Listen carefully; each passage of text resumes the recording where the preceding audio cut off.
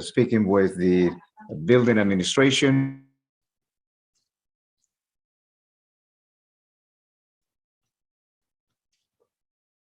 Plan in case we're going to do it, you know, the logistic, et cetera, et cetera.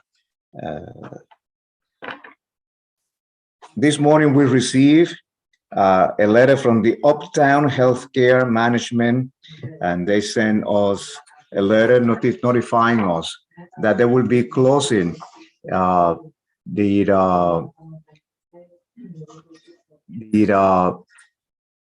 Neuro and Rehab Center. The notification that they're going to be closing the New York Neuro Rehab Center located on 4770 Broadway, New York, and they will close on April 30th, 2022.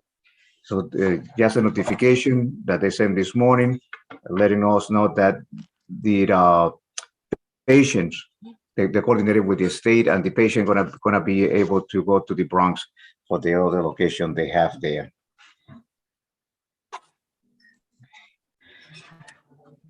And this afternoon, I participated in the Community Advisory Board for Foreign Road and Inwood bus lane that they have there. They're gonna be doing some increase, how can I say, improvement is the way they're looking for. Improvement on the bus lane in the Bronx Foreign Road coming to Inwood, 207. They're looking with this one, they have more parking and curb access in Foreign Road and Inwood bus lane. So I don't know why I'm hitting myself twice. You have to turn off the volume on the YouTube stream so that I don't have YouTube with me open at this time. Maybe somebody else. So this meeting, what they're looking for is to improve the bus lane and also to speed the time of the buses coming to Manhattan. I saw the map that they have, that they show, and it only shows that the buses coming to 10th Avenue in Manhattan. I asked them if they're gonna go to 207 and what is the story. They said they're looking into that. One participant from the Bronx said that he rides the number 12 bus, and 207 is a parking lot. So I took the opportunity to advocate for 207 and let them know that the traffic there is very bad, and how difficult is the traffic and the condition for the merchant with the experience we are having now at 181st Street. They say it's not the same, but you know, we advocate for that. I also invite them to come to our transportation committee to see if they can give us more details. They said they're going to send me the presentation. Once I have it, I'm going to share with all of you, people, to give input. And I hope that they can come to the transportation committee before June. That this is the end of my report. Is there any question? Mr. Jim Bellini. I have a comment. I think in celebration of the fact that we will all be together in person tomorrow, or those of us who will be there, we should celebrate by having pizza. That is my suggestion. That is a wonderful idea, but Eleazar and I, we are working with the council member to have some kind of refreshment there. Okay, well, no. It's also going to be, pizza is a suggestion, yes. Because it's, you know, again, remember how happy we were at that party we had? We all had faces again. We were all people. So this is another similar celebration. Catherine, before Wayne, and I think Wayne can ask his question while you can share the screen. I'm going to share with you guys a letter from Manhattan Borough President's office in regards of what Ebenezer comments in reference to starting to have in-person meetings again. I'm not going to read it out loud. You guys can read better than I can. So just read it. Hold on. Where's my Zoom? Just basically has 4 or 5 major points that we should be concerned about. Sorry. Okay. I wasn't sure if I was on mute or not. I couldn't find my button. Yeah, if you want to I'm read it gonna out loud. skip down. I just quickly skimmed it to the main points, which is that one, we can't require board members or members of the public to be vaccinated or masked. Essentially, the boards cannot be an enforcing body, including any venue policies. So like if we're using a community space, where our staff and ourselves can't be at the office, like checking for masks or for vaccinations or anything like that, for an establishment. Of course, having ways for folks to be able to participate publicly, virtually, but also in person. But we are able to institute guidelines around, what we all kind of already know around COVID protocols, and that if we do adopt them, we definitely have to uphold them. So like, and we see that a lot, like where people say social distancing, but a space isn't conducive to that. So we actually have to be able to see it through or have an overflow room. But this was an old letter, I'm assuming.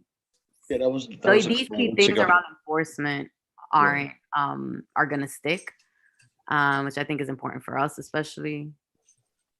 And what he's advocating at the bottom is for hybrid options to be permanent. So we'll see after tomorrow. Can we get this letter forwarded to us? Yeah, I'm gonna send I can send it.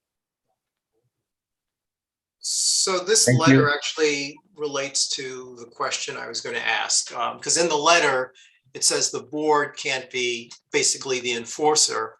But the question is, based upon the venues that we pick, if the venues have requirements, are we required to let everyone know what those requirements are?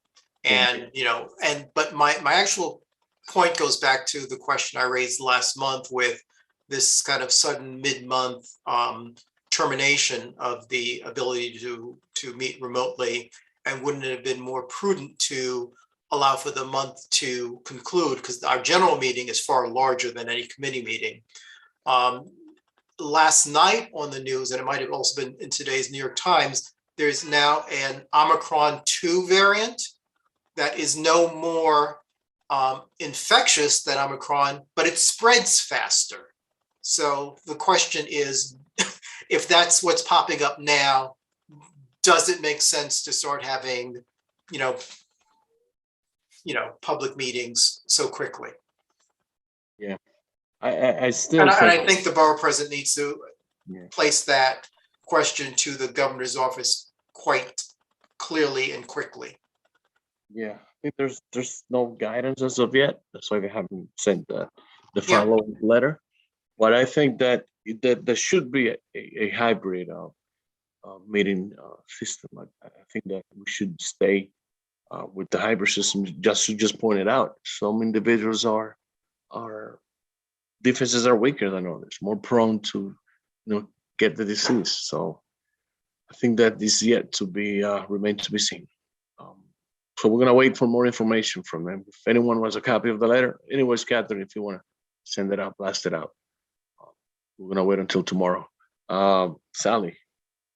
Yeah, I was just wondering about the mid-month date. Does that mean that we're prepared to meet in person for our March meeting? We have already, just in case we got the green light. We've already spoken to the building management and see if we can use the venue again in the second floor of the office building. Okay. So we're looking for exploring venues. Colombia is still not open to the public, and neither is, of course, Isabella, which is the places in which we can hold the bigger number of people at once. So that's iffy, very iffy. Marielle, Steve, Jim. Thanks, Eliasal. Can you hear me okay? Looks like I'm freezing again. Oh, you're good. Okay, good. Too bad I can't join for the pizza tomorrow, but unfortunately I'm out of town. But thank you, Eliasar. Thank you, Ebenezer, for your report. Earlier this month, there was a report in the Patch that 14 buildings in Washington Heights and Inwood were named kind of part of this list of the most distressed buildings in the city. And so I just wanted to know, I know for the upcoming district cabinet meeting, if you could raise this during your report, you know, if anything's being done with HPD. I know that there is the, I believe it's called the AEP, the alternate, excuse me, the alternate enforcement program, which kind of they're part of the watch list of worst landlords. And so if you could just raise that at the district cabinet meeting, that would be incredibly helpful. I know something the committee would like to do, kind of seeing this list, is actually bring HPD and possibly have someone from HPD join us to discuss what they're doing, because again, 14 buildings are all in our district. Thank you. Thank you. You can send me that article. More than happy to raise that. As a part of my report, I forgot to mention, Sally, I got your email yesterday, and you sent it just after I sent the agenda for the district service cabinet meeting. So what I did is I amend the agenda and attach the link to the email. So on Thursday, we're going to have a discussion about the abandoned cars in the district that is an eyesore. As a matter of fact, last month, I had the same conversation with the district service cabinet meeting, because we received several complaints from residents in different streets about cars that they having fake New Jersey license plates, and they are parked there forever, never move. So we started the conversation, but now with this news report that you sent us, I will bring this in a full flesh to discuss with sanitation and the police department and all the other agencies as well. Great, thank you so much. Sure. Next question. Debbie. Hi, sorry, I'm having a terrible time with my internet, so I'm keeping my video off, trying to hang into the meeting. I've already been knocked off 10 times. Mariel, I just wanted to say that, and I'm not sure if HPD tends, like, consistently comes to DSC, and I differ obviously to Ebenezer, but it was kind of shocking to see so many Washington Heights buildings, but that list has been around, and there are a lot of buildings that were already on there. And the thing about the program is it gives them, the landlord, 4 months, and then HPD is supposed to come in and make the repairs. However, it's not clear to me that HPD, and it may be a resource issue or whatever, that they are going in at that 4-month point and doing the repairs. And so if you were thinking of perhaps contending with this issue in your committee, I think it's a very significant one, because, you know, in another part of my life, I see a lot of these people, and it's, you know, like I had somebody come in on an address that then was on the list in the patch article. But again, I'm not sure, it sort of sounds really good, but I'm not sure if it actually works that way, that HPD actually comes in and makes those emergency repairs to the extent that the landlord hasn't done them. And I think you don't end up on that list unless you have a pattern of kind of not doing your repairs. So. Thank you, Debbie. You're right. Appreciate your concept. Yes, yeah, you're right. HPD doesn't come that often to the district service cabinet meeting. That's why I would like to review the article and see how can get in touch with HPD and get more information, how the thing works, if they can come, et cetera, et cetera. So thank you for bringing that to my attention, Debbie. Steve? Yeah, let me just mention, it's actually, Mario, 13 buildings. One of the buildings that was listed is actually in Marble Hill, outside of Board 12 in Board 8 in the Bronx, although it's technically part of New York County. But as long as we're talking about the district service cabinet meeting, Ebenezer, are minutes still being taken of those meetings? I haven't seen any minutes in quite a while. Is it possible that those could be sent to us on a regular basis? Well, I record those meetings, and I give you a report at the general meeting. You know, it's my solo show. I have some notes. I can give it to you going forward. Okay. Yeah, so you don't actually have minutes of the meetings. I have notes. And I have the recording. Well, You want to see the recording? I can send you. no, I don't want to have to listen to the whole meeting. So if you could send us your notes, that would be appreciated. Obviously, I'm particularly concerned about any reports from the sanitation department or DEP or any other agencies that fall under the umbrella of my committee. Mhm. Not a problem. I also Right, happen to thank have you. an interest in the Thank you. Parks Department. Okay, All right, thank you, Ebenezer. Thank you for your report, and I'd like to have Treasurer's report, Sally Fisher. Sally.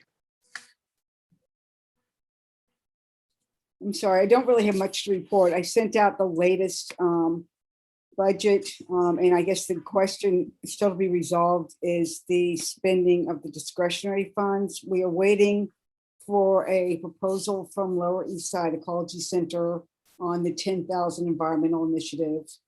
So when we get that, we'll forward that. And otherwise, I'm not sure where the thinking is right now with respect to the hiring of interns or, for outreach. So I guess I don't have much to report on that. Okay, thank you. Curtis? Nothing to report this much, Mr. Chair. Thank you. Thank you. Moving on to the review of our calendars for April and May. You guys had a chance to take a look at them and see if there's any changes that you'd like to make. Steve Simon.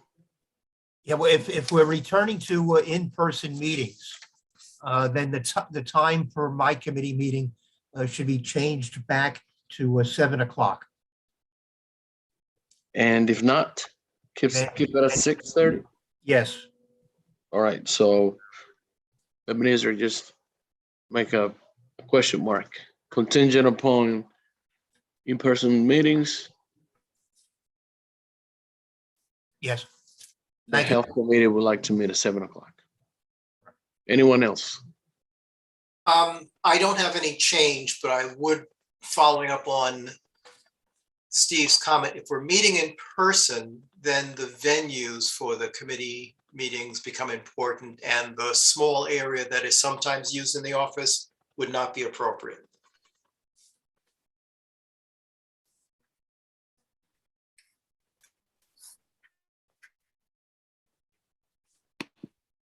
Anyone else? Liz Ritter. Yeah, I want to second what Wayne said. One of the things that's actually been really great about Zoom is I'm getting 40, 50 people, sometimes 60 people at my meetings now. So, I used to have pretty good attendance. We'd have maybe 20 or 30 people, and the big conference room wasn't big enough for that crowd. Never mind. I mean, I'm going to guess that the number of people who come to a Zoom is going to be different than the number of people who come in person. But there are definitely some people who are showing up who've been activated and who I think might actually come to a meeting. So I don't even know what to do in terms of space. And this feels pretty quick to have sprung it on us. And yeah, I'm going to need way more support from the office, and so are all the other committee chairs. I don't know how we make this work. And I'm also thinking about licensing. I mean, the attendance, and I could be wrong, Isidro, please correct me if I'm wrong, but it seems like the attendance of restaurateurs and their representatives, there seems to be way fewer people who blew off meetings. I mean, sometimes people just don't know about them, so they don't know to show up. But it seems like there are a lot of restaurateurs who they don't mind showing up at a 4-hour meeting if it's just playing in the background and they only have to be there for the 20 minutes that's their part, but they're not going to sit in a community board room waiting. I don't know, man. I'm not feeling this. Answers for any of the questions. Catherine. Yeah, no, I mean, I kind of second because I think my concern, and not that I don't want to see folks, but the reality might be is that we're gonna be in person and it'll just be board members and not members of the public. So I'm curious, and I know we're not gonna know, but if there is an ability for board members to participate in hybrid option, right? So like, if we're gonna vote, do we have to be in person or not? I think after tomorrow we'll know, but we do have to set a number for the small room. And I mean for both rooms, because it's always been super uncomfortable to meet in the office anyway. So I think in a way it's almost like a blessing in disguise that we're able to cap it so that there is space for conducive, board business, and everyone else can be hybrid. But I do think that like if we don't have to do the general meeting in person, I would opt for us not to. So that way we at least have like a week and a half to plan in terms of like how many people do we allow in person versus not. And so that board members, right, because we got to change time. Some people are commuting, some people aren't commuting and still working from home. So, I think it's going to be a tough first month to kind of get people back into the swing. And people who have never been to an in-person board meeting at that, right? So like now board members actually have to be in person. So, I have those questions, but I'm curious to know, like, one, do board members have the choice of being hybrid, especially? I guess they're all hypotheticals at this point. Good questions to have. I think that we do have the technology that permits us from integrating the public into our meetings. We went to, not we, I'm going to say the office, Ebenezer and Jonathan both went to the MBPO's office, picked up the new camera. It's called the Owl, which is a 360 camera that allows us to, again, have those hybrid meetings and make them workable for all of us. Technology-wise, we're ready, so we're just gonna wait until whatever MBPO tells us tomorrow. Francisco and Jim. Yeah, this in-person thing, I mean, I agree with some of the sentiments that have already been shared. I just don't see participation. I mean, there's some boards, there's some committees that folks might consider boring or doesn't, align with what they want to do. There's been times where my committee meetings have been falling short, and I could just imagine what that's going to look like in person. Not every month there's something flashy and fun to talk about that people want to engage in. I think that the general meeting should be the only meeting that we should do in person because there's so much to discuss that we can involve the community in. But I think before we do a complete full-on in-person community board, we need to figure out outreach. Like, how are we getting these people who are just experienced this new pandemic, who have been used to being inside, for them now to come out? We had an issue before the pandemic. Like after the pandemic, I don't know. I don't know if people's minds are at a point where they're okay with being in a room in a meeting for 2-3 hours. I don't know. Well, it's gonna take just that, readjusting. But we need outreach because we're just gonna be having meetings with ourselves. Well, this is a good time to have an outreach since we have the most attendance that we've ever had as a community board historically. So this is a good time to outreach to the very same people who are attending our meetings remotely. Now we can tell them to come into our meetings in person. So besides, the obvious having to outreach using ourselves as the promoters of our own meetings, and not just put all the weight into the office and their email system. Sometimes we just leave all the work up to them, and we love to be chairs, but we don't get out there and do that extra stuff that sometimes it takes that, sometimes it doesn't take that. Jim and Angel. Is it too late to change the date, or is that a weird set for March? No, this is a time to set it. Okay, can we do like a couple of months and then like everyone has 2 months to promote this to their folks that are coming to the meeting? So then by the third month, most people have come to our meetings will know about the third month in person, maybe something like that. No, it has to be monthly meetings, if that's your question. No, I mean, like, can we set a date for 2 months from now? So we give ourselves 2 months to promote a meeting in the third month in person so we can at least have the most awareness as possible. That's what I'm saying. Yeah, I see what you're saying, but it depends. It doesn't depend on us. It depends on the guidance from the Manhattan Board of President's office. But I'm sure that it'll be some sort of hybrid system. It has to be. I mean, like Wayne said, you're looking at a new variant of Omicron. Who knows? Just too many open questions without an answer. Sorry, I know there's hands up. I wanted a button. So Francisco, the reason why it's up now is because we're talking the calendar. So some people are changing the time. Being that we're likely to be in person. No, he's not talking about the calendar. He's just saying that if we had 2 weeks, 2 months. Oh no, I know. But I'm saying why the conversation even came up in the first place is because we were thinking before Zoom. Now we got to think in person. So some people have 6:30 meetings now. They have to push to 7. Got it. Jim. Oops, I just turned my microphone off. One point, and again, a lot of this just depends on what we hear tomorrow, but it may be that what we hear tomorrow, depending on how clever our elected officials are or are not, may fly in the face of many of the concerns we're expressing tonight. But I think our expressing these concerns are valid because we will have a better idea of what to think of what we hear tomorrow.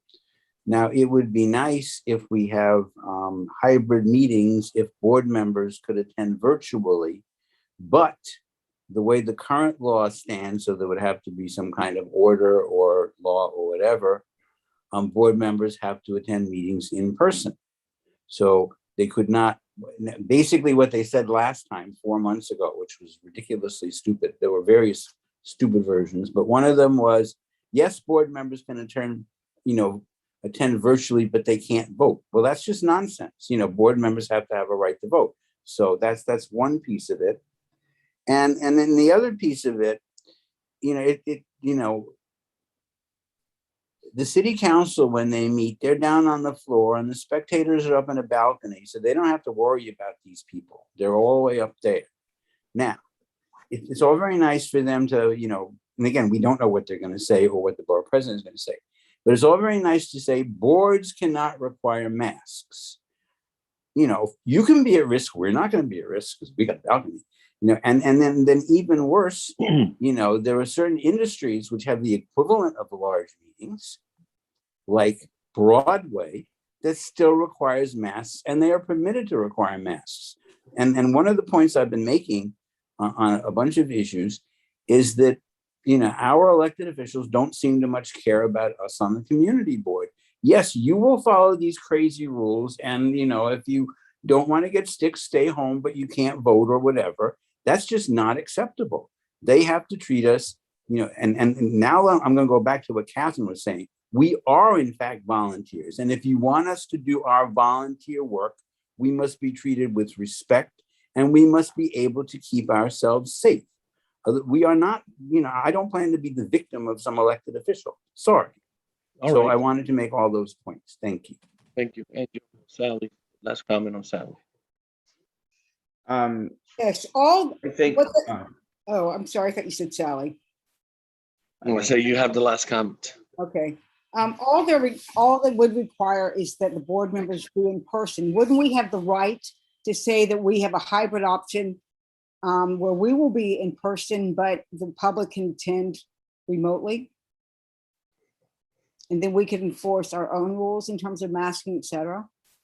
I think we can ask under these conditions, but I don't think that we have the great authority to make that decision. That's reality.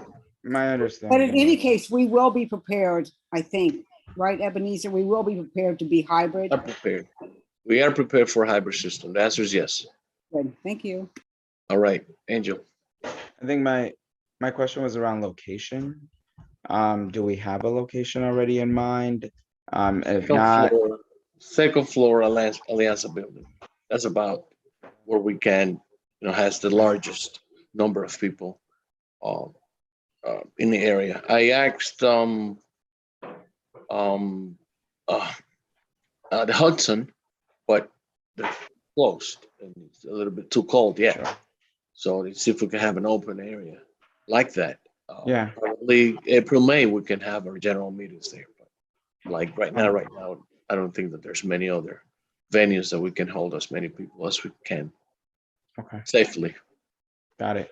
I know that this is a controversial space for our community board, but throwing out there the Armory is a large space. I don't know what they do on the evening hours. I know it's controversial for us, but just throwing that out there because I don't think, I don't know what the capacity is in that space, but if in the Alianza building, but it's a lot of us to pack in there. And I think we have to follow whatever guidance the state gives us. And so the guidance is we have to be in person, then we have to do it in person, I think. Anyway, that was a recommendation because my Yeah, concern Anne-Marie, is- we can use the Jumbotron, hopefully, right? Okay, guys. Okay, so we have changes on our calendar. So now we're gonna move on to our. Wait, I'm still not clear. I understand that we don't actually know what's going on, but finding a space for once a month for the general meeting, the second floor is plenty big enough. And I love the suggestion of the Armory. That's also plenty big enough, but we have 10 committees. And they're going to be having to be, in theory, an in-person option, even if there's a hybrid option.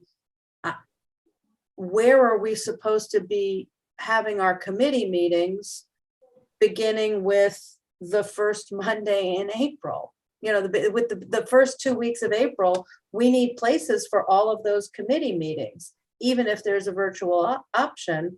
And it's not clear to me that the board office, if it turns out that there's only 6 people showing up in person, then in fact the board office and the conference room is totally fine. You have 6 people in person and the rest of it is hybrid, and that totally works. Everybody's safe, everybody can access it, and it's fine. But if you have more than like 15 people in that room, that's not safe. All right, Well, I think it's also a problem for the nights that we wait have a two second. meetings. Wait a second. I think one of the things that Kathy was saying while she was having the conversation regarding this, that first of all, the obvious answer is that we don't have an answer. That's one. And then the number 2 option is that the committees can hold ourselves because for the purposes of voting, right? Kathy, that's what you said, right? And then we will integrate the public via remote. That's option number 2.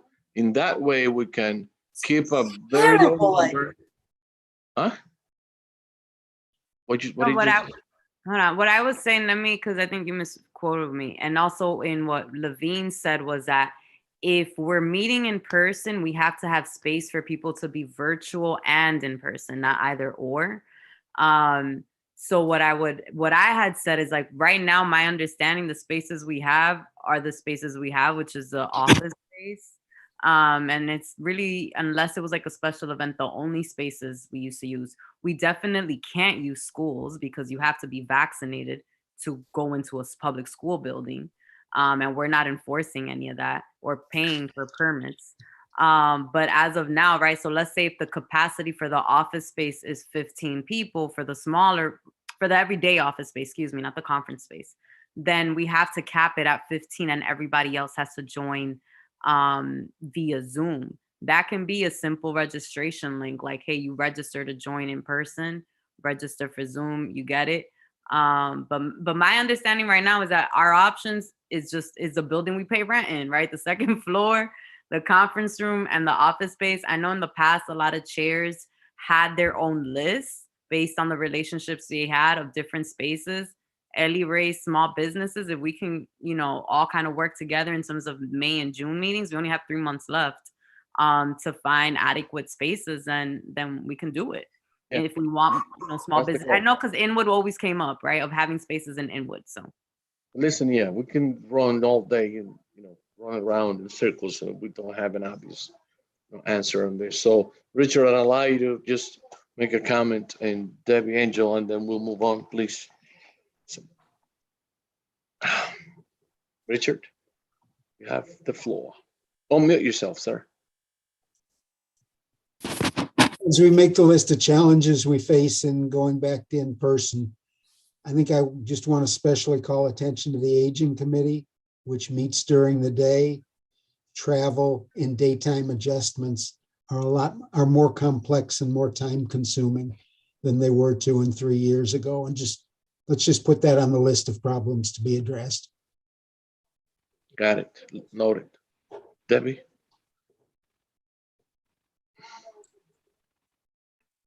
Deb?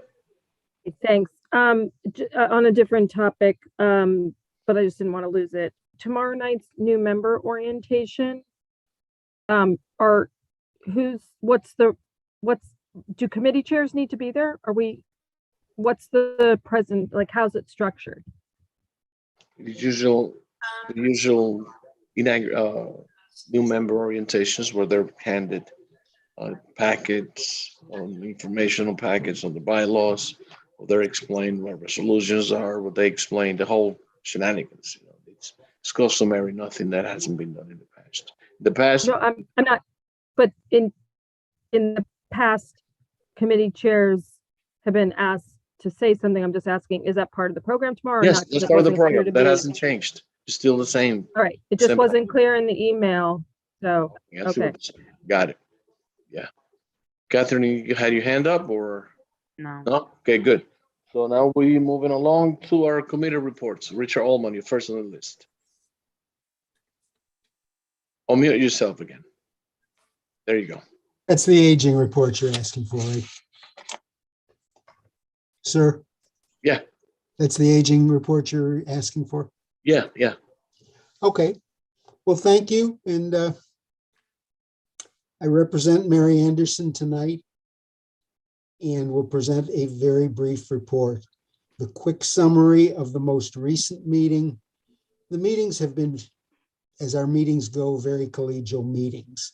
And there's usually been a core presentation. The presentation this past month was from Catherine Christian, long-term head of Elder Abuse Division of the District Attorney's Office and continuing through 2 district attorneys. She presented information on a whole range of scams, ways that we can work together to educate ourselves, educate through community organizations, and utilization of the district attorney's office. Personally, I've had the chance to listen to her a couple of times. If anyone here is part of any organization that wants to present on that issue or wants to educate itself or educate its staff, she is a superb presenter and the highest recommendation.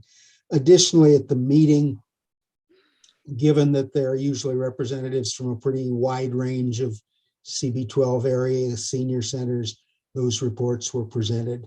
And I think it probably doesn't fit at this point to try to go through everything that was said. And the third thing that came up that's part of planning for this coming months is to develop a panel, hopefully in June, on LGBT issues in aging. I know we've tried, and I've been part of it in many parts of the board, to look at how we can bring LGBT issues forward. This seemed to be a particularly good opportunity within one of our standing committees and within the work that we're already doing. If there are people outside the committee who have a particular interest in this, send an email, send a text, one way or another, we'll figure out how the aging committee can engage more members of the board if that's appropriate. We will have a fuller report next month.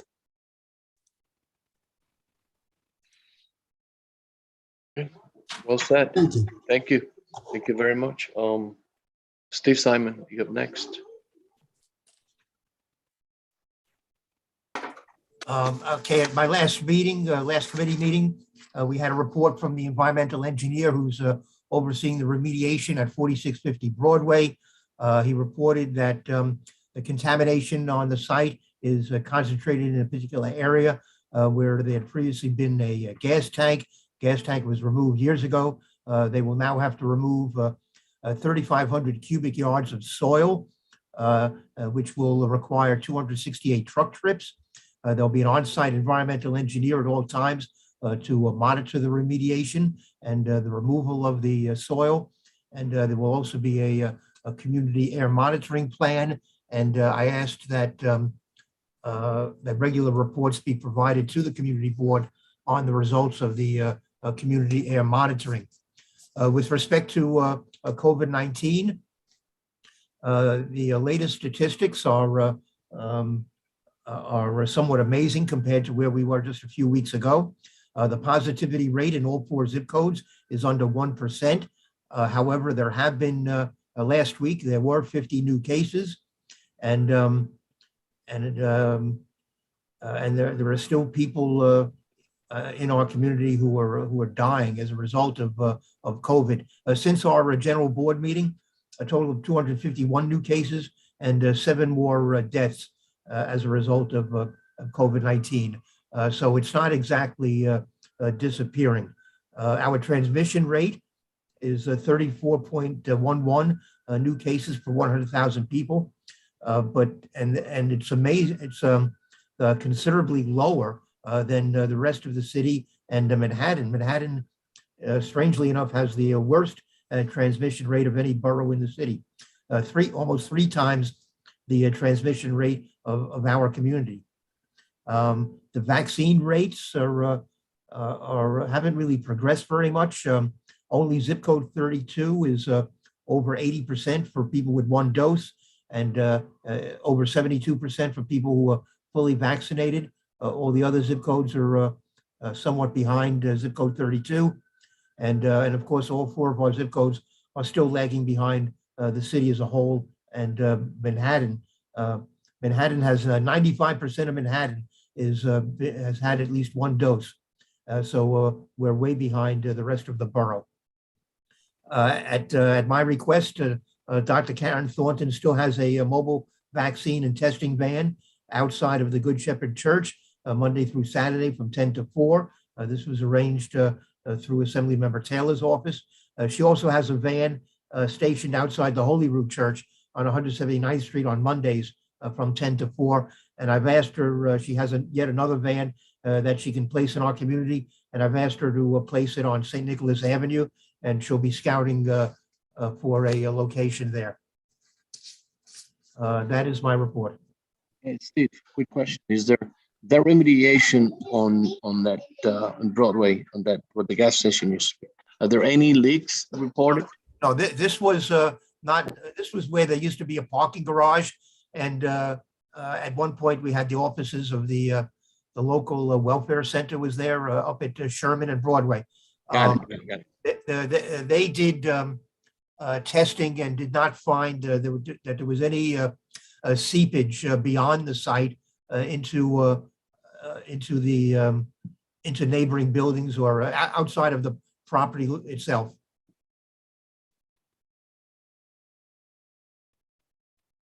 I was confused with the 207 gas station. I'm sorry, my apologies. No, we still have to look into that one. Okay, good enough. Anyone has any questions? No? Moving along to Mariela Lee. Thank you, Eleazar.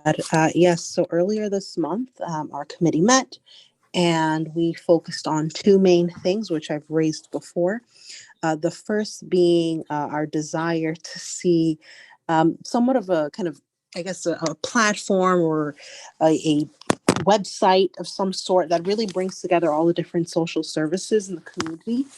And if you recall from last month, the conversation first started from, what would that look like in Community Board 12, and definitely expanded to what would that look like borough-wide.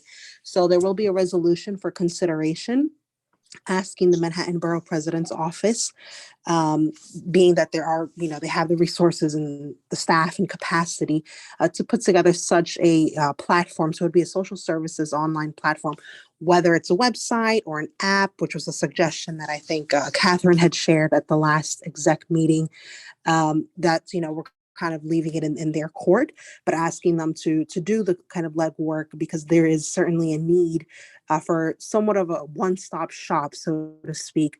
When people are, our fellow residents are looking for information on food or housing or social services and so on. So again, that will be put forward to all of you for consideration at the general meeting. And then we also talked a little bit more about our desire to hold a resource fair. And thank you to Ebenezer. Ebenezer and I had a great chat on what that could look like. A lot of work to be done. We're still kind of thinking through how that would look like and what that would look like, but potential venues of consideration are Highbridge Park. And really, it's very similar to the social services online platform. This in-person resource fair would be an opportunity to bring together community, nonprofit organizations, agencies, and so on to really, again, bring the services to the people. Still sorting out what that would look like, but we'll certainly be leaning on all of you for your support as we think about the different organizations that should be invited to this. So stay tuned for more information. Thanks. Yeah, Francisco Lopez from the Business Development Committee is going to be reaching out to you in reference to co-join and make that a resource and a job fair so that you can have big fair. For sure. Right, Mario. Thank you. Great ideas. I think before you leave, Steve wants to chime in about your report. Yeah, Mario, did State Senator Clear come to your committee meeting? No, unfortunately not. So I did reach out, and unfortunately, it's been really hard getting a hold of her office. And so we're going to try again for April. I don't know, but have you had any luck kind of getting in touch with her office? Somewhat, yes. But even if she doesn't come to your meetings, I would suggest that you look into, I heard her speak at some meeting about a piece of legislation that she's introduced that requires developers to provide affordable housing. And it sounded like an interesting approach, and maybe your committee would want to do a resolution in support of it. For sure. So I'll follow up and see if I can get in touch with her office. Thank you for that. All right. I'll get you her number offline, Maria. Perfect. Thank you. All right. Next up, Deb. Hi. Sorry, I'm moved to my phone. Two brief items we had on the agenda. One, we had an update from DOT Bridges about the Broadway Bridge. There was a hope long ago that work would have concluded. It certainly is a project that's gotten dramatically delayed for some reasons. Well, just all engineering design reasons, both on the electrical side and then actually like fabrication and design. So if people want more information, they'll check the notes when the time comes. And we also had, one aspect of the Haven Plaza, which runs from 169th to 168th on Haven, was that there was always supposed to be kind of a follow-up traffic study. So there's a traffic study before and a traffic study after with respect to the closure of that street. And they weren't able to give us like a presentation fully of the study, but they gave us some information, and it was basically like, yeah, we weren't really expecting significant impacts and we're not seeing significant impacts. So I think that's kind of going to be a like no real story there. The other thing that was supposed to happen, if not for the pandemic, was that after the launch of the plaza, there was, the intention was to have a follow-up because that was not approved as a permanent thing. It was like, let's just see how it goes.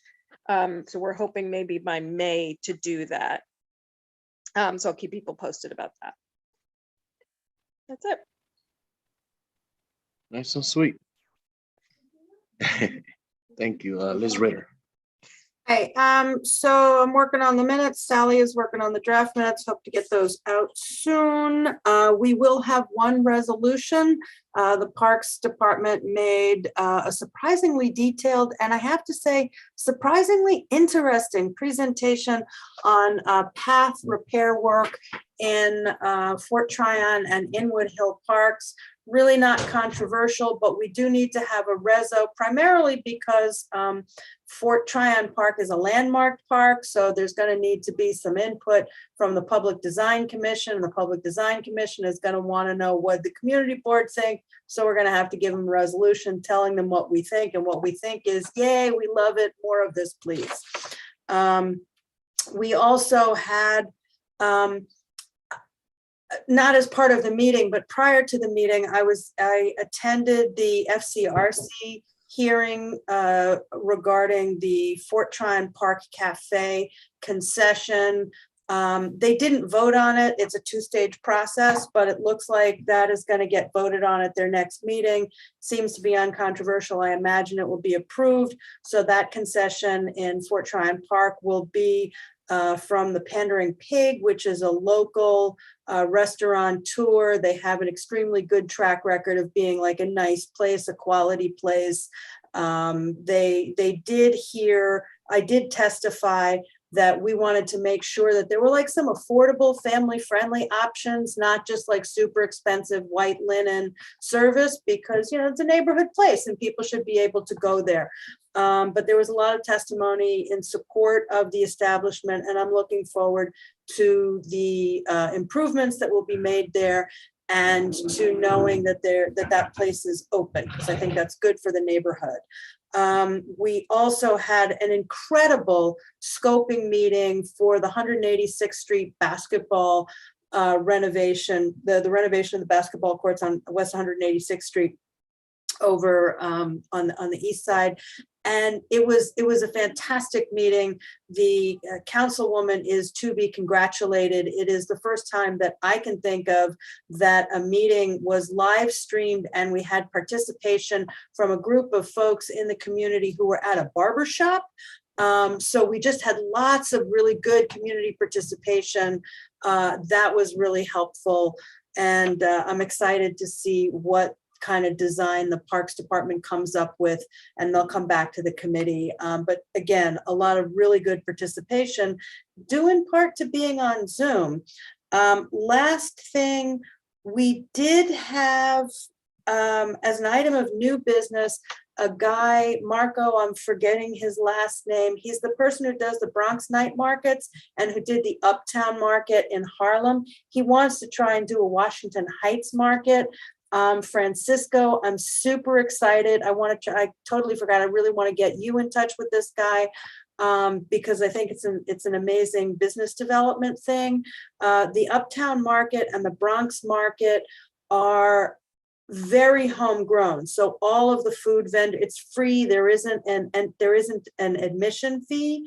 And all of the entertainment, all of the food vendors, they're all local vendors. So it's a really nice way to highlight local businesses. The reason why it came through Parks is they were looking at trying to figure out, like, would there be a place in the park to do it? So we had some conversations about that, possible venues, tried to connect them with the park citywide special events people, and also with some of the folks who deal with some of the plazas, like Sandra at the Haven Plaza, Mike Fiddleson at the 175th Street Plaza, and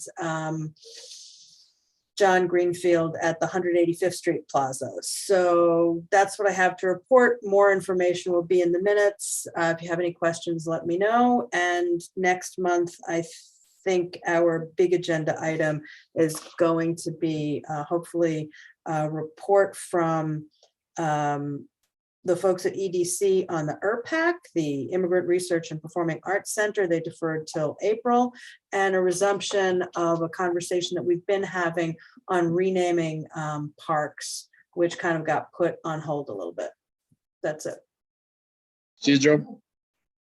Thank you, Chair. Liz, that you know of, Yes.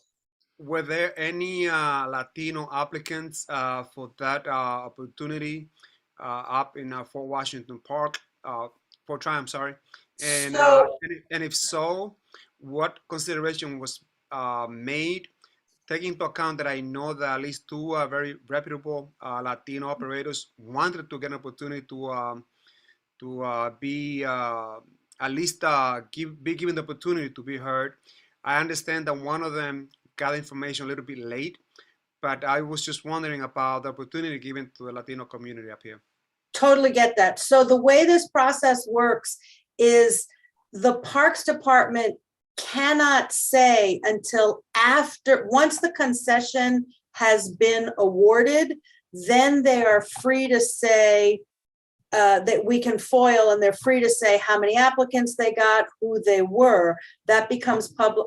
Cute child sighting. Hello, cute child.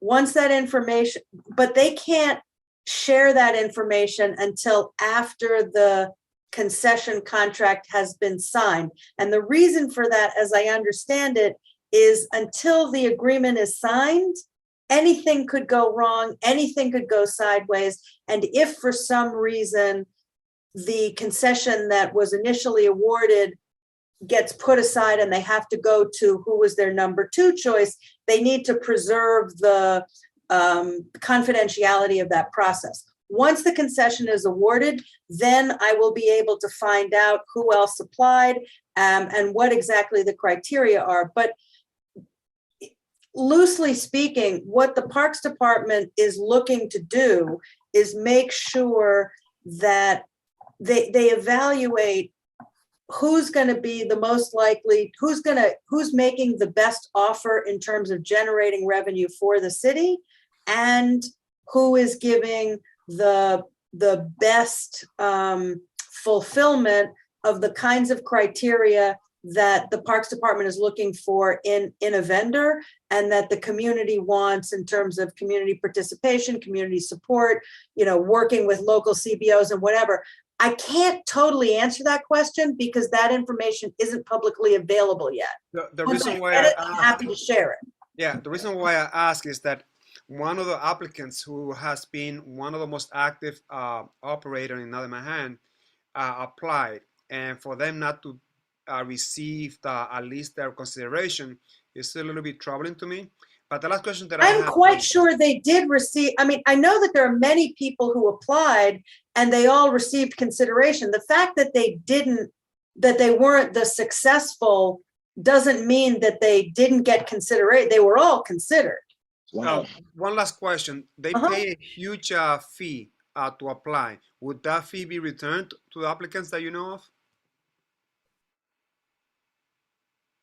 I don't know what the fee structure is. It may be that there's a fee that you pay that you don't get back, and that there's a deposit that you pay against something which you do get back, but I don't actually know.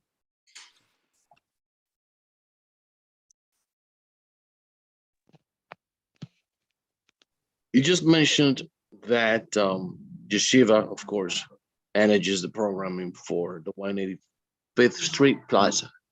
And then you have Columbia manages the Haven Plaza. Yes. And the Vendors Association used to manage the Plaza Las Americas. Yep, I 100% misspoke. You are absolutely correct. I'm just looking at a text from Steve saying that the 175th is administered by Whittick, not by the United Palace. So that is totally my bad. I misspoke, and I will correct that. Yeah, it's all right. I'm just kind of like getting used to the habit of being here and having nothing. So it wouldn't surprise me. Debbie. Thanks. Liz, I agree that the outreach thing that the council member did for the 186th Street Court was really inspired, because I think it was not only they had one stream from the barber shop, but they also, I think, wanted a location with a Head Start program, and it sort of looked like both locations had a bunch of people. And I just thought, hats off to her. That was just, again, we've had lots of conversations about what makes for like how to truly get engagement. And I just thought that was brilliant. On the not New Leaf, that includes not just the restaurant, like it's part of the RFP, the whole like catering, hold weddings, that kind of thing, or is that optional? Like that was part of it? It's the whole thing. Right. Yeah, because that's a big thing that I imagine they have to sort of see who's got the wherewithal to for the event side of the business and not just the restaurant side of the business, and potentially because that's more year round than the other part. So I am quite sure that once it's decided, all of this stuff becomes publicly available. But while it is still being decided, there is an aspect of confidentiality. So these are all good questions that aren't able to be answered until it's finally done. And I also, it's the Fort Tryon Park Path project is being presented to Landmarks Preservation Commission, not the Public Design Commission. It's an alphabet soup. I got that wrong too. Excellent. Other questions? That's more Francisco and Yeah, Liz, question. How many types of businesses, similar to the Hudson, similar to the New Leaf, how many of those we have in our community? That's it, just those two. Those just two? Well, Okay. so there are two kinds of concessions that we have through parks. We have those two concessions, which are, you know, pretty substantial. And then we have a ton of the like carts. Yeah, like ice cream trucks, hot Yes, dog carts. so Yeah. ice cream trucks and hot dog vendors, those are like dotted throughout, but we only have those are the only, there's the marina itself, and that's no longer a concession. That's being run by the Parks Department itself. You may recall that La Marina used to have two separate concessions, but they were linked because it was the same concessionaire for the marina and for the restaurant. Now the marina is run by the Parks Department directly. There are also two other concessions. They're not really like the Hudson or the New Leaf, which is going to be called the Bonfond. There are two boating.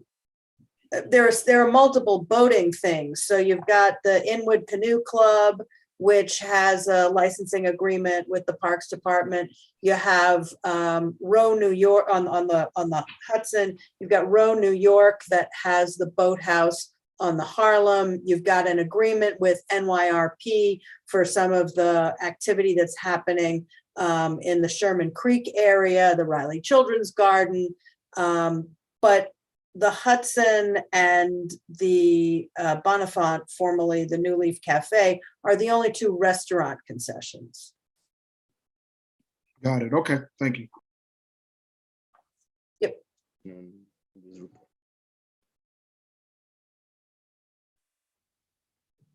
Sally. Sally 2, Sally 3. Sally? Just following up on what Isidro said, I think it would be a great idea for us to host or try and arrange an event for our businesses on doing business with the city, what a concession agreement is, what it requires, and that kind of stuff, because there's a sign-up process to get qualified well in advance. And I think that our businesses deserve to know more about how that works. I don't want to jump in and tell Francisco what to do, but Francisco, if you wanted to do that as a business development thing, that would be awesome. If you wanted to do it jointly with parks, since there's a parks concessions piece to that, that would be cool. I will tell you that one of the things that happened at the public scoping meeting regarding the 186th Street basketball is one of the guys who grew up on the block and for whom the 186th Street basketball was an integral part of his life. He's now a contractor. And one of the people was saying, well, you know, he should maybe do the work. I was like, it's a pretty long process, but it's going to be 18 months before design. So if you start now to become a licensed vendor with the city, you could totally bid on this, and that would be amazing. So I love that idea, Sally. And Francisco, I would be happy to work with you either as a joint thing or technical assistance, brainstorming, whatever, to figure out a way for the community board to do some kind of public informational session on that. Yeah, I think if we can figure out if there is a strong need for folks to get that information. And I'm saying that because as I'm learning this process as a chair, certain things we put a lot of energy in, but sometimes the community is not ready to receive that. So there's not a lot of engagement. So we need to see if there are people in our community who are seeking this type of information so we can tailor our programming towards them. Let's talk. Got it. Thank you. Thank you for the great questions and answers from this. Isidro, you're next. Thank you, Chair. So we had a great meeting last Wednesday. Very grateful for all the committee members that showed up. I think it was an uneventful meeting. We had 21 licenses, and 4 which were rejected for various reasons, and they'll be part of the minutes, and you will be able to see that. I will call, however, on when we meet for the general board meeting for a friendly amendment to table one of the agenda items. Reason being that the board did not send the proper link to a merchant, and we voted against that particular merchant. However, like that merchant came back after we have voted on that item, and because we couldn't do the vote, even though there were some issues that had to be addressed, we felt that it would be the right thing to do to table this particular item back to committee, and therefore this particular merchant will not be penalized by the SLA. So I'll be calling for that friendly amendment. I'll let you know which agenda item is. And we had a great meeting. I have great committee members, and it was completely uneventful. That's my report, Chair. Question, I guess this. Isidro? Yes. I think that you as the chair, in the course of giving your chair's report, you can say, I would like to table this, or you could ask for a motion to table, and you can queue up one of your committee members to second that very quickly. I mean, Jim can correct me if I'm wrong. That was already suggested to him. And the thing that I'm glad you mentioned is he unilaterally can't do anything, but he can ask the board to do that. Correct. Thank you for your contribution, Liz. We are on the same wavelength. Thank you. I'll do that. Simon.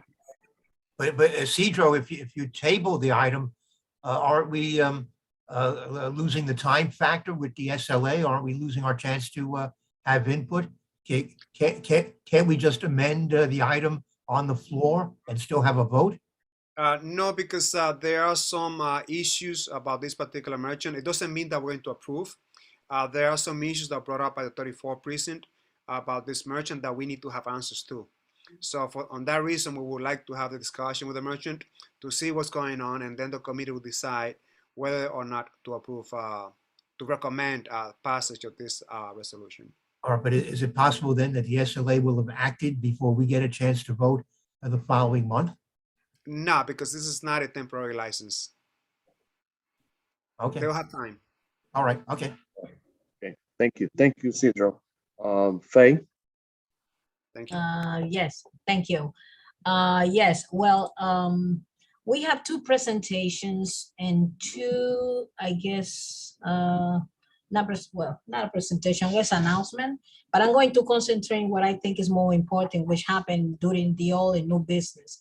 So, but just for formality, so the 2 presentations that we have, one is from the student from the Hunter College and the manager outreach, and also from the Classical Theater of Harlem.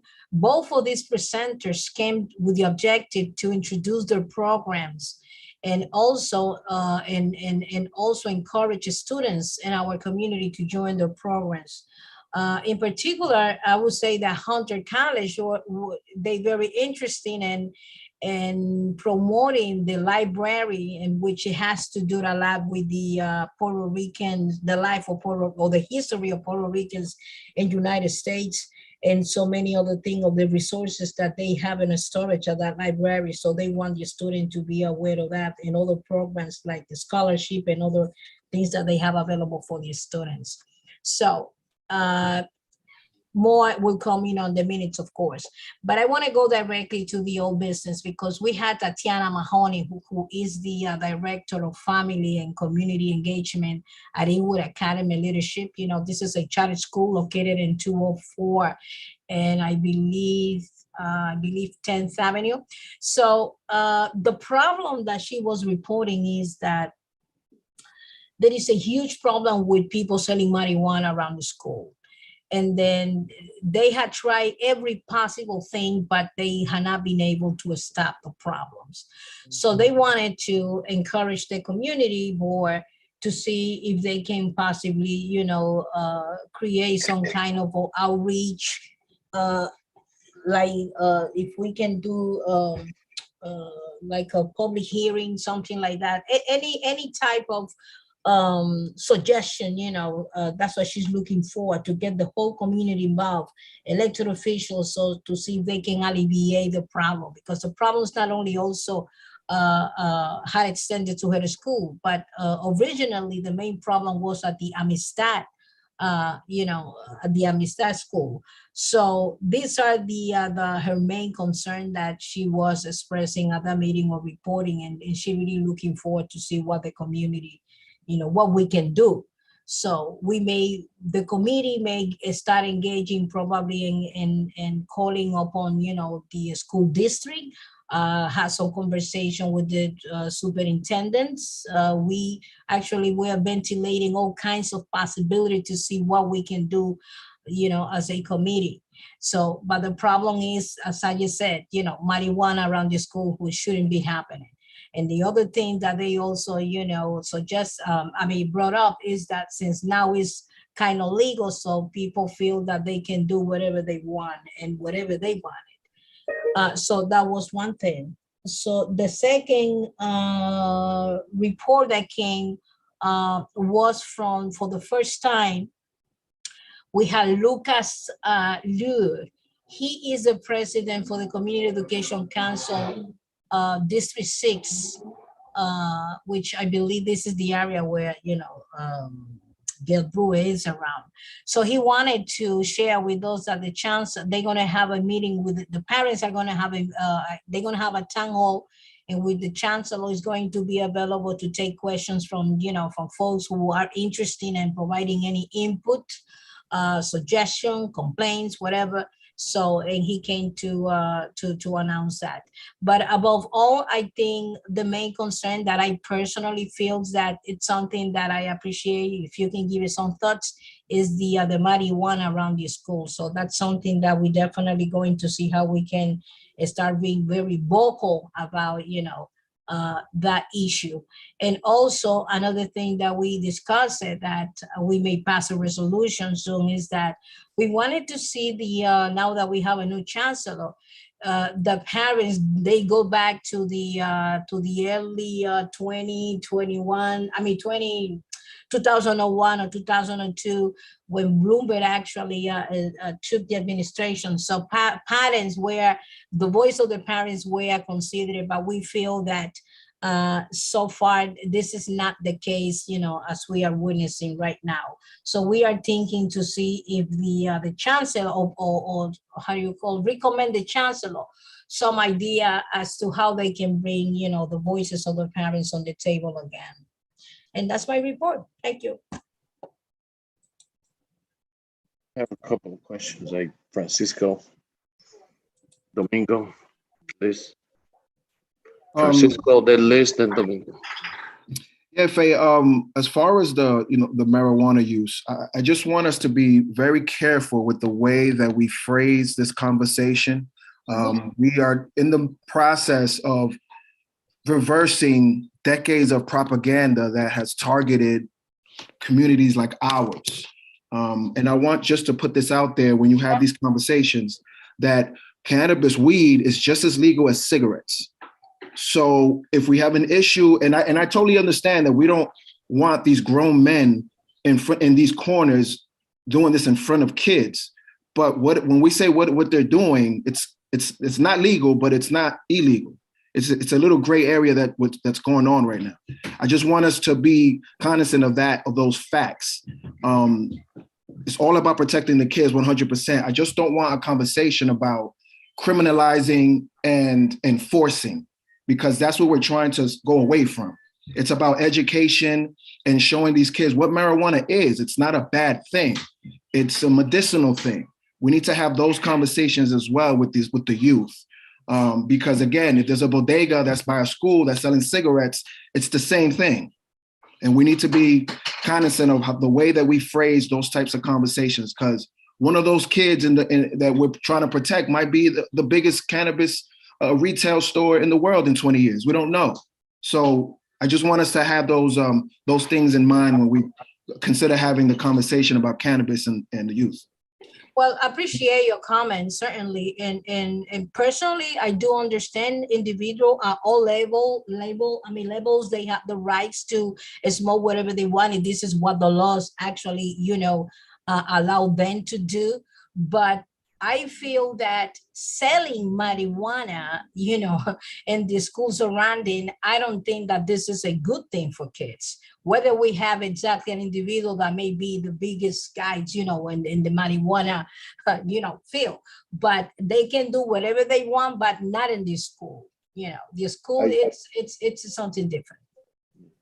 I also believe that this is a public safety sort of issue that would like to have a conversation about that, if preferably offline, but I'll welcome your comments now while we at it.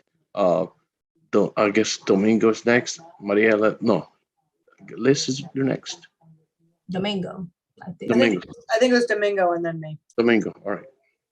Yeah. So when we talk about marijuana and cannabis right now, I think one thing that we have to engage in is the like Francisco very eloquently just stated, is that. But I understand, Faye, where it's coming from. Like right now, we're in a very interesting crossroad when we talk about policing and all of that, and the impacts that it's had, the stigma on our community, right? But we also have to be very conscious that at this current moment, the Office of Cannabis Control is actually putting together the regulations that's going to dictate what areas could be used.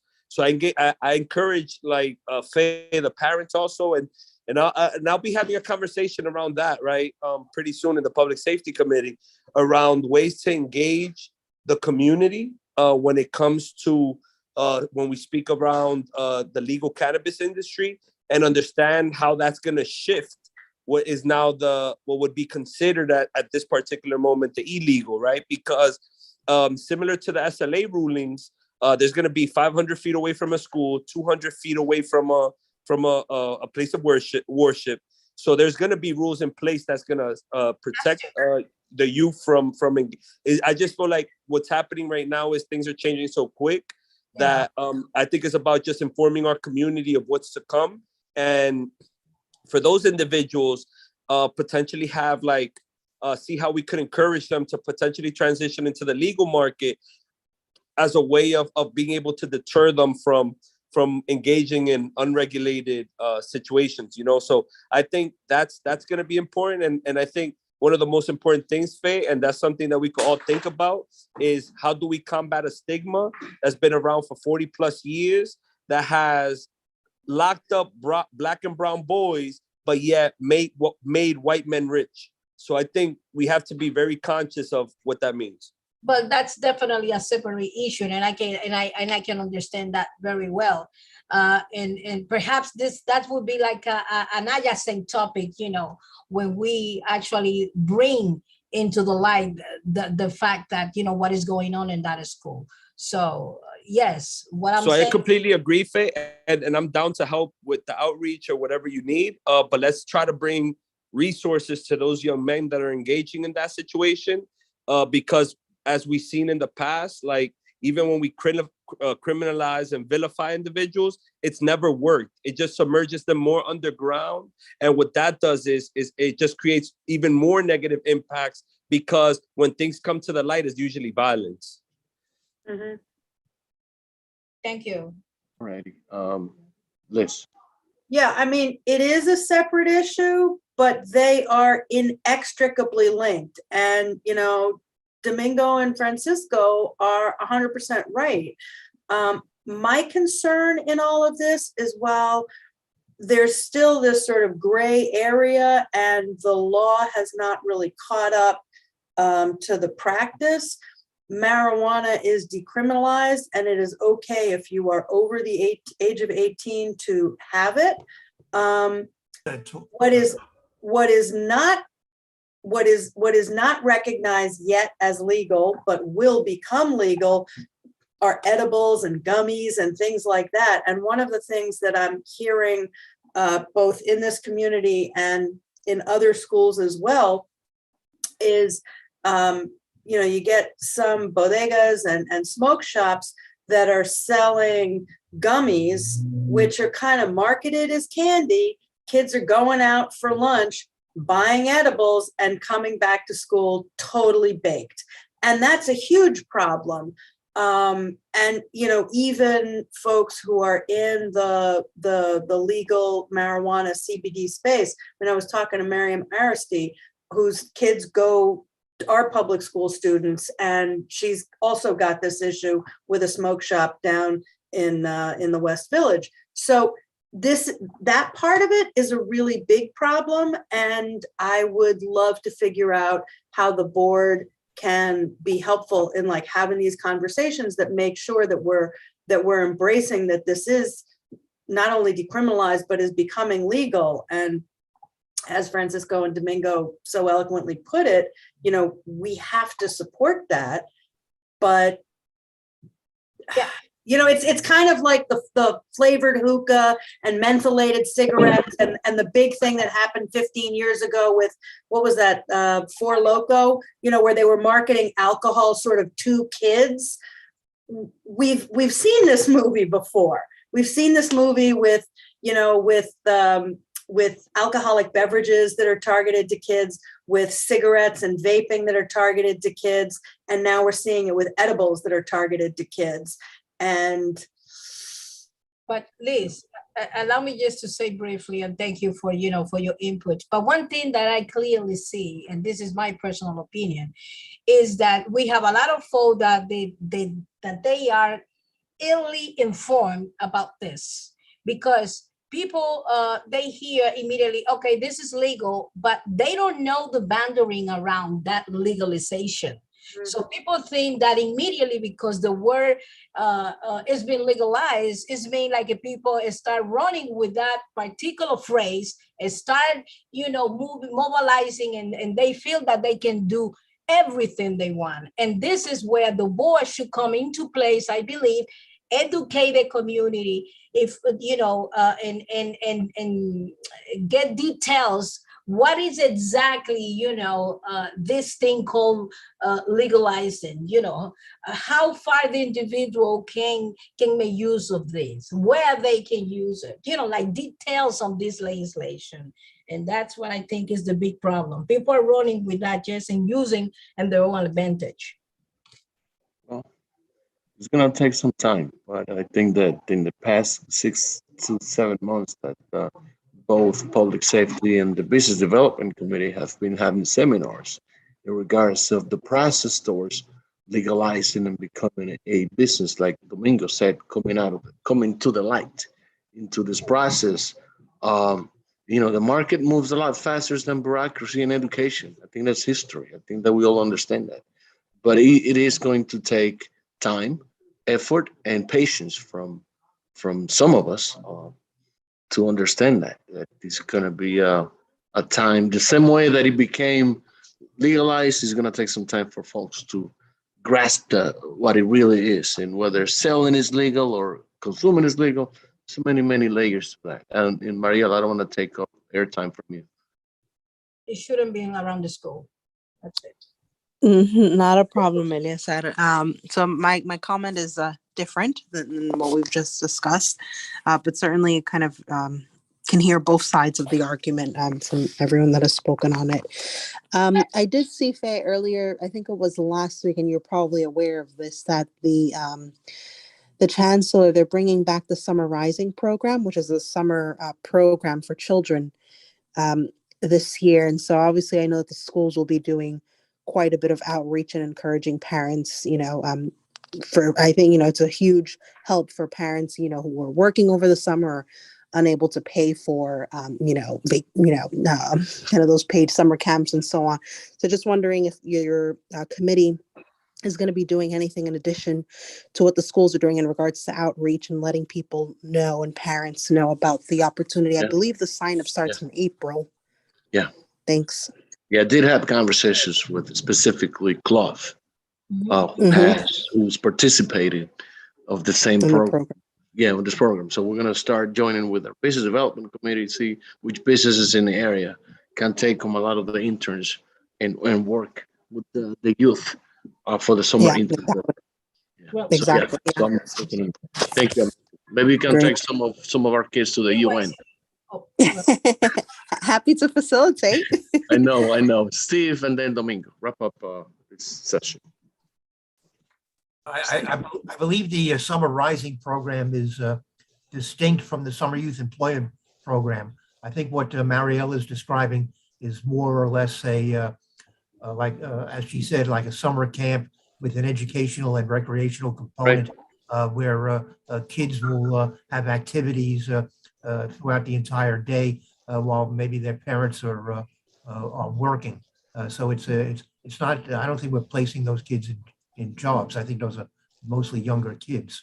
I also want to clarify that with respect to the current law on cannabis, it allows people who are 21 or older, not 18, 21 or older, to possess up to, I think, 3 ounces for their personal recreational use. They can have more than that at home, but my understanding is they can't carry more than 3 ounces worth of marijuana, but it's 21 or older. Okay. All right. I think that the argument that Francisco was trying to make, that you should be as appalled by seeing a person smoking a cigarette in front of you as having him smoke a marijuana cigarette that is not legitimate or legal in front of you. Which is what I think that's the point that Francisco was trying to make. Domingo, Sally, and we can move on to Francisco, your report. Domingo, go. No, I was gonna say that I'm about to jump off shortly. I was wondering if I could give my report next, if possible. Yeah, Francisco wouldn't mind, would you? No, go ahead. Yeah. All right, go ahead. Go ahead, Domingo, so we can. It's I'm gonna turn my camera on. All right. So basically, one thing I want to talk about is the event we have at the end of the month, where we'll be discussing with DA Bragg just a breakdown of the bail reform. It's a pretty controversial topic. I know the community has different, different opinions on it. So I felt like it was important to bring in somebody who has an understanding and is actually enforcing a lot of these bail reforms or part of that process to be able to get some sort of input and just let us know what are the actual facts, what are the stats behind bail reform, etc. The flyer will be out soon. It's pending the DA's office approval. I broke it down into 2 things. I wanted to make sure we encompassed as much questions from our community members as possible. So what I'll be doing is I created a quick form, a quick link that people are able to write their questions. It's going to be done by the 28th. So I could send it to the DA's office and get as many questions answered as possible and not just limited to the day of the event. We'll also be getting recommendations as far as I feel one thing we don't really do is when we do these types of outreach is ask the community what they want to see from our committees. So I'm also encouraging the community to provide input as to what they want to see as well moving forward in the committee. And another thing is I was trying to see if the board, being that this is a very, like Liz usually puts it, controversial topic, I think it's going to be extremely important for us to have translation Everything I did is both in English and Spanish, and I feel that our community deserves the ability to be able to hear it in both languages. And I'll be working with our local electeds to see if we could create, similar to what we did when the parks meeting was happening, different spaces in our community where the elders could go to be able to also take part in participating in this forum. Right. Thank you. Thank you. Francisco. Were you raising your hand, Kat? Yeah, sorry, because I can't. Oh no, I realized I can't raise my hand. Just real quick, I was gonna say, I know Mary's not here. Is Richard still? Yeah, Richard's still here. If maybe connecting on that, because I'm just thinking with everything that's happening now, in terms of like the shootings and trains and all that, if when you get the flyer, if maybe, you know, the senior centers have space for that where they can at least stream it and they can hear it or watch it, if it happens at the same time. He works for a residential one. Richard. Was that, hello? Sorry. Kathy, with apologies, I was distracted for a minute there and I'm not clear about the flyer, what the flyer and the content is. Oh, this is sorry around the DA Bragg event that's happening March 30th, I think it is, or 31st. That Domingo was talking about how the parks meeting happened, that they had spaces where elders were also kind of watching it live. It took place over the Zoom. And so what I was Gotcha. exactly. So if we could do something similar with the I'm seniors. glad and to, aging, I'm and glad then to see that it gets into appropriate networks. Yeah. Right. Great. Francisco, your report.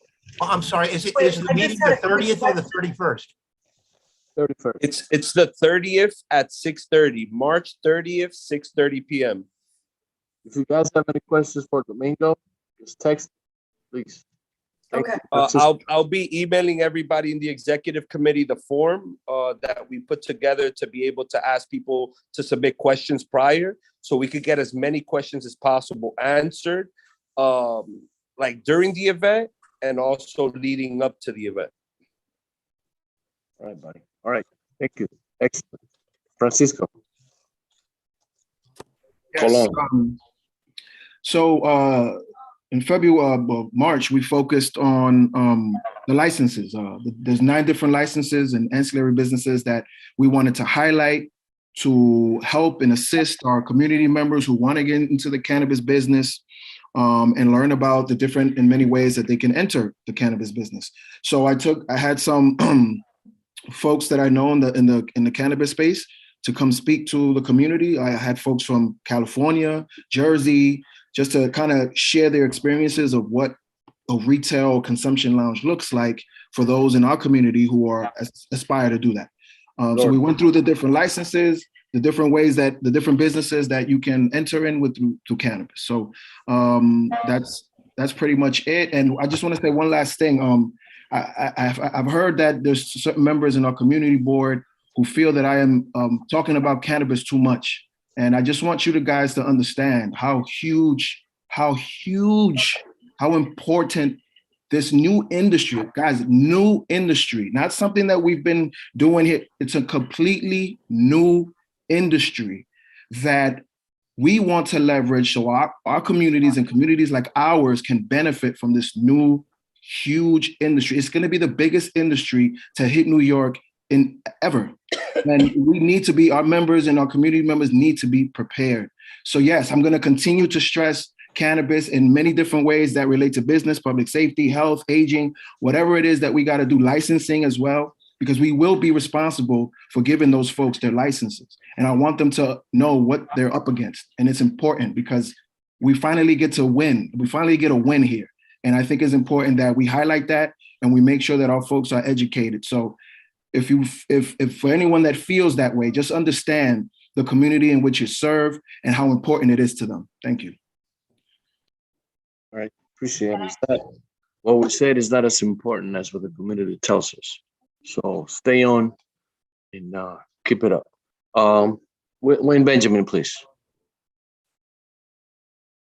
Thank you, Eliezer. So actually, before I begin, for our Housing and Human Services Chair and District Manager, I was contacted by CB9's chair of, and they're structured a little different. For them, housing, land use, and landmarks is a single committee. So they contacted me as chair of land use concerning certain NYCHA renovation projects that they want to know if CB12 was contacted. And I asked Ebenezer to loop in the Housing and Human Services Chair. In CB9, one concern is one development is National Register listed, and NYCHA or SHPO did not come before that committee. The two that are in CB12, I don't believe they are National Register listed, but it's housing, low-income housing, and there's a proposed development project. So if it's not a landmark issue, it wouldn't go to land use, but it certainly should go to Housing and Human Services. Just want to say that you should be looking out for that communication.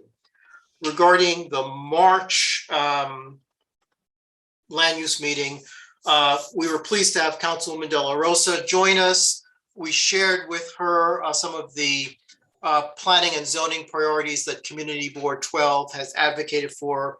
Most recently in January, we passed a resolution asking city planning once again to look at, rezoning in a more contextual way, the R8 districts, which allow for much higher density in the rest of the community, as well as the C8 districts, which don't allow for any kind of, residential or commercial or mixed use development, as well as some of the resolutions passed late last year pertaining to the area around 158th Street in Riverside, where there are proposals for out of scale development where Landmarks has failed to respond to years of advocacy on that. And she understood that. She has those documents. She's actually meeting with, I think, with Rena Cola on those very issues. We discussed very briefly, and we'll discuss in more detail in April, the Department of City Planning's Fresh 2 program, which the Community Board passed a resolution supporting the modifications last year. But one of the things we learned recently with the project near the cloisters is the way the program is structured. If the application meets, certain parameters, then the chair of city planning really has no choice but to approve it. And in our case, we were saying that there really was not a need for that supermarket, but the program was being used to allow the development to get the zoning bonus. So we're going to discuss what recommendations we can make to city planning to modify the guidelines so that there is a needs analysis that's part of the application. And we'll get into more detail on that once we have that discussion. We also received from Dr. Ramona Hernandez of City College's Dominican Studies Institute and her team an update on the proposed Dominican Historic District. They had originally presented that to Land Use October of 2020, and I actually asked Dr. Hernandez last December if she could come to the committee and give us an update, and she was able to make it there. There really has not been any change in what was proposed. She did walk through the process, and this is not going through Landmarks, this is going through SHPO because it's a National Register district, which is somewhat different, but there are a number of steps that they have to go through, and apparently in SHPO's process, until SHPO determines which way they're going with the application, the applicant is not allowed to speak publicly about it. I guess once, SHPO gives its recommendation, then they're required to reach out to property owners and community boards. So it's somewhat different than the LPC process where, people talk freely, all the time. But she did share, with us, the steps, and we had a pretty detailed conversation of how the work that she's doing got tangled up with the resolutions that the congressman had, put out there and then revised, and how they are not one and the same, but they got linked together. So we are looking for some more information. And one of the things that I did follow up on is to get clarification on what are some of the compliance differences between buildings that are in National Register districts and buildings that are in, landmark or New York City, designated districts, and we will share that in more detail as well. So I said the discussion of this DCP, fresh initiative, we're going to have a greater discussion at the April meeting and hopefully come up with our recommendations to the board of what we should ask city planning to do. I also found out today that the borough president's office is no longer going to have designated urban planners supporting the community boards, which I think is an odd thing to do. So we've invited the borough president's rep to, come and reintroduce himself to us, but we can discuss that. And Liaison, if you have an opportunity at borough board, I would discuss that because it seems really counterintuitive to say that you're going, we can ask questions to the staff, but we will no longer have people who are basically our planning partners in the borough president's office. Yeah, there were liaisons at the critical points in the rezoning that were it for the most time. Remember Orlando? We had, partners in the borough president's office and in city planning, and we will now not have a designated person in the borough president's office. And we've never had anyone as senior or experienced as Edwin Marshall since Edwin Marshall, was moved to, I think, a community district downtown. We have a new planning liaison with city planning, but she is literally both fairly new to city planning, but also new to New York, because I believe she's coming to us from the West Coast.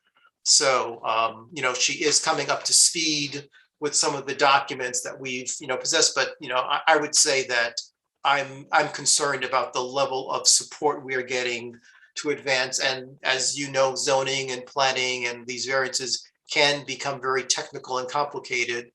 And, we really should have the support that we need. Precisely. Thank you, Wayne. I have two hands of questions. I see two hands. The first one was Marielle. Yes. Yes, hi, Wayne. I did see the email. Chanel did forward that to me, and I was just checking now because it did ring a bell in regards to the NYCHA presentation on those two developments. And so I'll follow up with you offline. They did come to the committee in February of last year to briefly discuss PACT and those two developments. But again, I'll follow up with you offline. Thanks. Okay, good to hear. Thank you. Last question, Angel. Angel? Is there a particular reason why we're no longer receiving that support? And is there plans for it to be restored, or was it something that the former borough president was doing that this one's not doing? Like I'm trying to figure out. All of the borough presidents, before had, planning staff, and those staff were assigned to typically not a single, but they might cover 2 or 3 community boards. I think when Edwin Marshall was with city planning, he covered basically Upper Manhattan 9, 10, 11, and 12. So as I said, I only saw the email today from the borough president's office because the gentleman that was with us before has left. And so my question was, have they identified who the replacement would be? And the response was, well, we're not going to have designated, urban planners working with community boards anymore. The staff is there. I don't know if it's a reduced staff. And if we have questions, we can pose the questions. But as you know, it's when we're talking through issues of, planning and zoning, it's a continuum, and to sort of just shoot a question to someone out of context, you don't necessarily get the same level of answer as if they've been part of the conversation with you and they understand where you're coming from. So I don't know. As I said, I just found out about this today, and I think it is important for us to find out, why they are doing this and how it is supposed to help us to do our jobs. I think it will hinder us from doing our jobs. Thank you for bringing that up.